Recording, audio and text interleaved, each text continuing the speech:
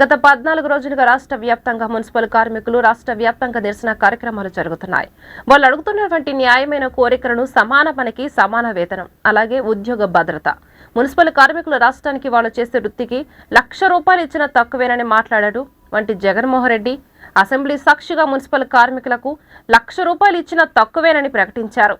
కానీ అధికారంలోకి రాగానే మున్సిపల్ కార్మికుల ఉద్యోగానికి పర్మనెంట్ చేస్తానని చెప్పినటువంటి వ్యక్తి అధికారంలోకి వచ్చి 4 సంవత్సరాల 9 నెలలు అయినా పైగా ఇప్పుడు ఆ ఊసే లేదని జనసేన నాయకులు గుంటూరు మార్కెట్ వద్ద దీక్షా కార్యక్రమం చేపట్టారు. అనంతరం ర్యాలీ నిర్వహించారు. మున్సిపల్ పారిశుద్ధ్య కార్మికులు 1997 నుంచి కాంట్రాక్ట్ కార్మికులుగా పనిచేస్తూ వచ్చారు. అయితే జగన్మోహన్ రెడ్డి గారు అధికారంలోకి వచ్చి రాగానే వీళ్ళందరినీ కూడా అవుట్సోర్సింగ్ కార్పొరేషన్లో వేశారు. ఈరోజు పర్మనెంట్ కాకుండా చేశాడు. దీన్ని మేము పూర్తిగా వ్యతిరేకిస్తున్నాము. 1-2 సార్లు చర్చలకు పిలిచి ఆయన ఒరగబెట్టింది ఏం లేదు. ఏదైతే 15,000 ఉందో హెల్త్ సార్లు అవి 2 కల్పిస్తూ ఉంటారు, కానీ అదనంగా ఇవ్వడానికి ఆయన ₹1 కూడా ఇవ్వడానికి ఒప్పుకోవట్లేదు. దీన్ని మేము పూర్తిగా ఖండిస్తున్నాం. బేసిక్ జీతం 21,000తో పాటు ₹6,000 హెల్త్ ఇన్సూరెన్స్ కలిపి ఇవ్వాలని చెప్పేసి మేము కోరుకుంటున్నాం.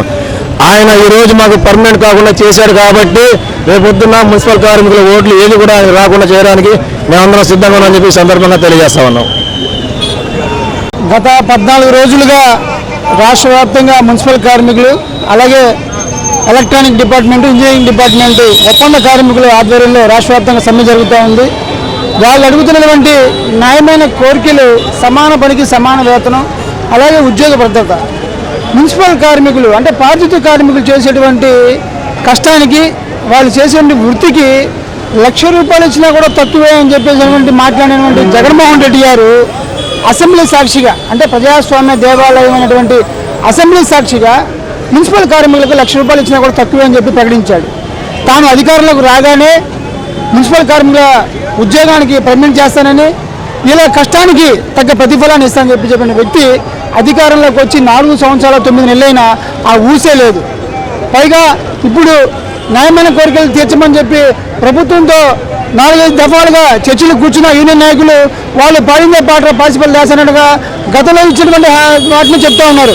అదేమనంటే ఎలక్షన్ అయిపోయినామంటే మళ్ళీ మేము అధికారంలోకి వస్తాము, అప్పుడు పెంచుతామంటా ఉన్నారు.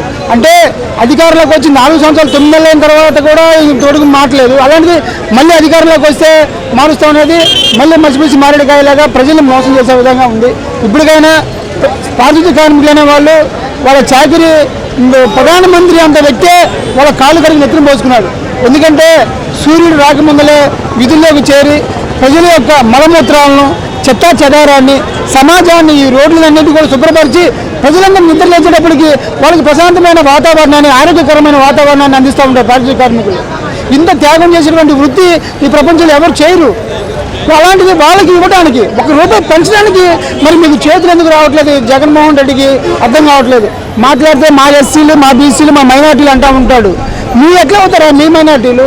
ఈ రోజున ఈ రాష్ట్రంలో అంగన్వాడీలు, ఆశా వర్కర్లు, ఉద్యోగులు, నిరుద్యోగులు, పారిశుద్ధ్య కార్మికులు, ఇంజనీరింగ్ డిపార్ట్మెంట్ వాళ్ళు ఒక కాంట్రాక్ట్ బేసిస్ మీద అందరూ కూడా రోడ్డు మీదకి వచ్చి పోరాడుతూ ఉన్నారే. మరి వాళ్ళ నీ బీసీలు లేరా, నీ ఎస్సీలు లేరా, నీ మైనార్టీలు లేరా? మాట్లాడితే నేను మీ బిడ్డని అంటావు. ఈ రోజున ఈ రాష్ట్రంలో ఉండండి మహిళల కడుపు మీద కొడుతున్నది నువ్వు వాళ్ళకి బిడ్డట్టు అవుతావా అని చెప్పి అడుగుతూ ఉన్నావు.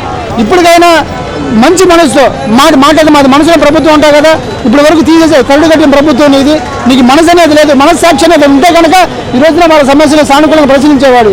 కాబట్టి ఇప్పటికైనా సరే రాష్ట్రంలో ముఖ్యంగా నగరాల్లో ఈ పారిశుద్ధ్య కార్మికులు చేసేటువంటి సమ్మె వల్ల రాష్ట్రం అంతా దుర్గంధమయం అయిపోయింది. ఆంధ్రప్రదేశ్ అంతా దుర్గంధం అయిపోయింది. కాబట్టి దయచేసి ఇప్పటికైనా మీరు సానుకూల దృక్పథంతో వీళ్ళు అడిగేటువంటి 2 సమస్యలు సమాన పనికి సమాన వేతనం, ఉద్యోగ భద్రత, ఈ రెండింటి మీద కనుక సానుకూలంగా స్పందించకపోతే ఇంకా ఉధృతం చేస్తాం. ఈ రోజున రాష్ట్రంలో ఎవరైతే ప్రభుత్వ దమననీతికి వ్యతిరేకంగా సమ్మెలు చేస్తున్నారో వాళ్ళందరికీ కూడా జనసేన పార్టీ తరఫున పూర్తి స్థాయిలో మద్దతు చెప్పి తెలియజేస్తా ఉన్నాం.